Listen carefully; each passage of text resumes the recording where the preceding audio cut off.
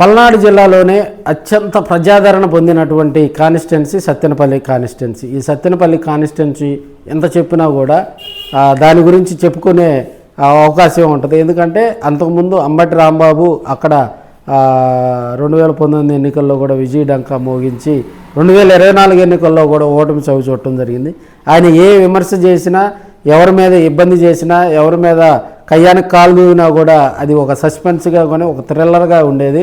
So ఇప్పుడున్న పరిస్థితుల్లో కూడా ఆయన్ని సత్తెనపల్లి నుంచి సాగనంపడం జరిగింది. గుంటూరు ఇన్ఛార్జిగా ఇవ్వడంతో ఇక్కడ సత్తెనపల్లికి ఎవరు ఇన్ఛార్జిగా వస్తారని కూడా కొంత సందిగ్ధ వాతావరణం అయితే నెలకొని ఉంది. ఇప్పుడున్న పరిస్థితుల్లో కూడా అక్కడ ఉన్నటువంటి కొంతమంది సమాచారం తీసుకొని కూడా అయితే ఇక్కడ మోదుగుల వేణుగోపాల్ రెడ్డికి అక్కడ ఇన్ఛార్జి పదవి కట్టబెట్టేందుకు కూడా కొంత తెర వెనుక రాజకీయం కూడా జరుగుతున్నట్లుగా కూడా కొంత తెలుస్తుంది. ఆయన ఇప్పటికే జగన్ వద్దకు కూడా కొంతమందితోటి అక్కడ ఉన్నటువంటి స్ట్రాంగ్గా ఉన్నటువంటి రెడ్డి సామాజిక వర్గంతో కూడా కొంత సిఫార్సులు తీసుకెళ్ళినట్లుగా కూడా తెలుస్తుంది. మరికొన్ని రోజుల్లో కూడా అక్కడ నియోజకవర్గ ఇన్ఛార్జిని ప్రకటించే అవకాశం ఉంది. కాబట్టి సత్తెనపల్లి ఫ్యాక్షన్ రాజకీయాలు పల్నాడు జిల్లాలో ఎక్కువ కాబట్టి అక్కడున్న పరిస్థితుల్లో కూడా పార్టీ పటిష్టం కావాలంటే స్ట్రాంగ్గా ఉన్నటువంటి రెడ్డి కమ్యూనిటీకి అక్కడ సీటు కేటాయించేలా కూడా జగన్మోహన్ రెడ్డి గారికి సిఫార్సులు తీసుకెళ్ళినట్టుగా కూడా తెలుస్తుంది. అదేవిధంగా మనకి అంబటి రాంబాబు ప్రీశిష్యుడిగా ఉన్నటువంటి మనకి నిమ్మకాయల రాజనారాయణ కూడా మరోవైపు ప్రయత్నాలు అయితే చేస్తూ ఉన్నాడు.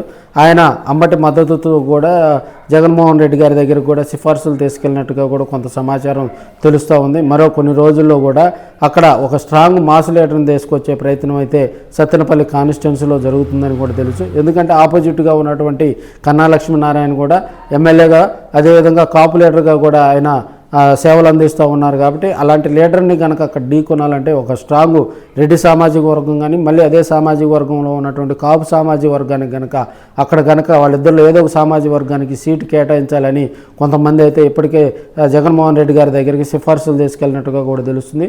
మరి కొన్ని రోజుల్లో కూడా ఎవరు రేసులో ఉన్నారనేది కూడా మనకి దీని మీద ఫుల్ క్లారిటీ వచ్చే అవకాశాలు అయితే మెండుగా ఉన్నాయి. సో మా వేణుగోపాల్ రెడ్డికి ఇస్తారా, లేకపోతే సెకండ్ ఆప్షన్ కింద ఏదన్నా ద్వితీయ శ్రేణి నాయకుల్లో కూడా కాపు లీడర్స్లో ఎవరన్నా ముందుకు వస్తే వాళ్ళకి ఇస్తారా, లేదా రాజనారాయణ కూడా కొంత అంబటి రాంబాబు ద్వారా త్రూ నెట్వర్క్ నడిపి ఆయన సీటు కైవసం చేసుకునేందుకు కూడా ప్రయత్నాలు చేస్తారనేది కూడా మరి 2-3 రోజుల్లో సస్పెన్స్కి తెరపడినందని కూడా మనం తెలియజేసుకోవచ్చు.